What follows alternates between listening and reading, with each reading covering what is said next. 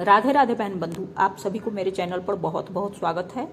विनायक गणेश चतुर्थी, ज्येष्ठ मास की शुक्ल पक्ष को आने वाली विनायक चौथ की व्रत कथा, तो भगवान श्री गणेश की कृपा पाने के लिए इस कथा का श्रवण अवश्य ही करना चाहिए। बिना व्रत कथा सुने पूजा पूरा नहीं माना जाता है, इसलिए व्रत कथा अवश्य ही सुनना चाहिए और पूरी श्रद्धा भाव से सुनना चाहिए। साथ में जयकारा भी लगाना चाहिए। तो गणेश भगवान की जय हो। यह व्रत गणेश चौथ को रखी जाती है, जो हर मास के शुक्ल पक्ष को आता है और महीने के अंदर में चतुर्थी दो पड़ती है, एक कृष्ण पक्ष में और दूसरा शुक्ल पक्ष में।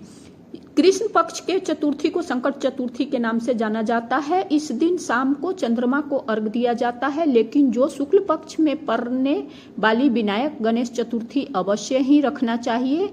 आपका मनोकामना अवश्य भगवान गणेश पूर्ण करेंगे, लेकिन इस व्रत को नियमानुसार 1 साल तक के रखना पड़ता है, फिर इसका उद्यापन करना चाहिए। वैशाख के महीने से विनायक चौथ के व्रत शुरू करना चाहिए। यह बहुत ही शुभ फलदायक माना जाता है और चैत्र नवरात्रि पर इसका उद्यापन करना चाहिए। ज्यादा शुभ व्रत कथा अवश्य ही सुननी चाहिए। तो आप लोगों को मंगल जीवन के कामना करते हुए शुरू करती हूँ कि व्रत कथा विनायक चतुर्थी कथा सुन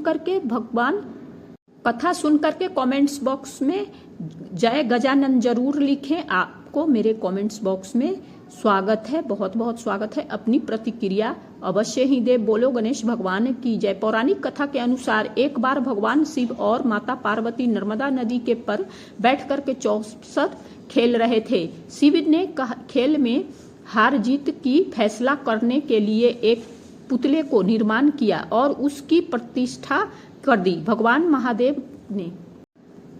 महादेव ने उस बालक से कहा कि तुम विजेता का फैसला करेगा। महादेव और देवी पार्वती खेलने लगे और देवी पार्वती जीत गई। अंत में बालक ने महादेव को विजेता घोषित किया। यह सुनकर के देवी पार्वती पूर्ण क्रोधित हो गई और उन्होंने बालक को विकलांग बने रहने का श्राप दे दिया। उसके बाद बालक ने देवी पार्वती से माफी मांगी और कहा कि ऐसा गलती से हो गया। जिसके बाद देवी पार्वती ने कहा कि श्राप को वापस नहीं लिया जा सकता, लेकिन एक समाधान है। देवी पार्वती ने कहा कि नाग कन्याएं भगवान गणेश की पूजा करने आएगी, तुम्हें उसका बताए अनुसार व्रत करना होगा, जिसके से तुम श्राप से मुक्त हो जाओगे। बालक कई वर्षों तक के श्राप से पीड़ित रहा और एक दिन नाग कन्याएं भगवान गणेश की पूजा करने आई। बालक ने उससे गणेश जी की व्रत को विधि पूछी और बालक ने सच्चे मन से भगवान गणेश से प्रार्थना की और कहा कि हे विनायक, मुझे इतनी शक्ति दे कि मैं कैलाश पर्वत तक पैदल जा सकूं। भगवान गणेश ने बालक को आशीर्वाद दिया और बाद में बालक ने अंतर्ध्यान हो गए। बाद में बालक ने रोग से मुक्त होकर के कैलाश के तरफ चल दिया। वहां भगवान भोलेनाथ उसको देख करके बहुत आश्चर्य में पड़ गए कि ये तो वही बालक है जो 64 में विजेता का घोषित किया था। तो भगवान उसको सारी विधि पूछे और भोलेनाथ भी इस व्रत को किया। तो बोलो गणेश भगवान की जय। बोलो गणेश भगवान की जय। एक और कथा लेकर के मैं आई हूँ, तो चलिए मैं सुनाती हूँ। गांव में एक बहन और भाई रहते थे। बहन अपना रोज के काम करके जल्दी जल्दी घर का काम निपटा करके और भाई को मुख का दर्शन करके तब भोजन करती थी। ऐसा उसका नियम था, वो रोज ऐसा ही करती थी। फिर बहन धीरे धीरे बड़ी हो गई और उसकी शादी हो गई। वह ससुराल चली गई, पर उसने अपना नियम नहीं छोड़ा।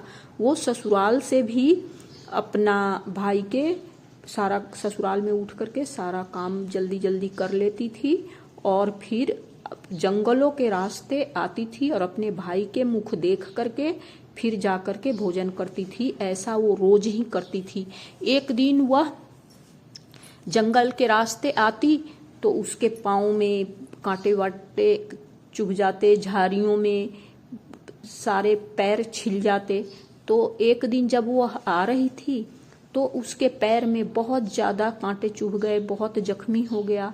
लंगड़ाती लंगड़ाती वो अपने भाई के पास पहुंची, और जब भाई के पास पहुंची बैठी, और तो भाभी ने पूछा कि ये लहूलुहान पैर तेरा कैसे हो गया। तो उसने बताया कि जंगल के रास्ते आती हूँ तो झाड़ियों में मेरे पैर फंस जाते हैं, इस वजह से मेरे पैर जख्मी हो गए हैं। तो भाभी ने उसको गर्म पानी से पैर को धोया और फिर दवाई लगाई, और फिर जब वो अस्थिर हुई तो फिर अपने ससुराल आ गई। तो भाभी एक दिन भाई से बोली कि तुम कैसे भाई हो जो तेरी बहन इतना ध्यान रखती है, तेरी दर्शन करने रोज आती है, तुम उसके रास्ते का जंगल कांटे भी नहीं कटवा सकते।